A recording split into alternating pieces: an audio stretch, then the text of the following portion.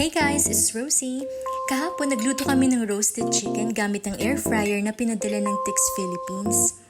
Minarinate ko muna overnight yung one whole chicken sa patis at lemon. Tapos gumamit din ako ng lemongrass, whole garlic cloves at patatas. Yung glass basket naman ay nilagyan ko lang ng isang paper liner para yung juice ng chicken ay ma-absorb din ng mga patatas. Minasage ko muna saglit yung chicken bago i-stuff yung loob niya ng lemongrass at garlic cloves. Ko na rin inalis yung sliced lemon sa loob para mas manood yung citrus flavor. Sinamahan ko nga rin pala yan ng konting marinade para mas malasa yung loob.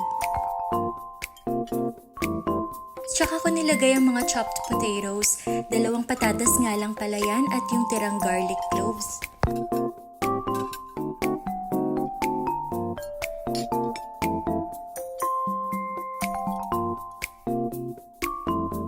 Nilagyan ko rin ng maraming black pepper at konting salt para mas malasa ang balat.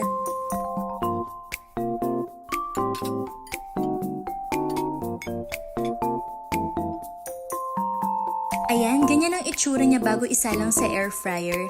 Sinet ko lang sa 200 degrees Celsius ang air fryer for 30 minutes bawat side para pantay ang pagka-golden brown. Ganyan naman ang itsura niya habang niluluto. Nakakatuwa nga tingnan kasi ma-check mo talaga real time yung niluluto mo dahil sa glass basket. Nakikibantay nga rin ng asawa ko na sobrang excited din. Ayan, luto na ang roasted chicken gamit ang air fryer. Napakalasa ng balat at medyo crispy yung ibang part. Yung loob naman ay talagang malasa din at juicy pa. Gumawa din kami ng sausawan na toyo mansi at naglagay din ng mang tumasiga. Perfect talaga to kapares ng kanin. O siya, ayun lang muna guys. Thank you for watching. See you on my next vlog. Bye!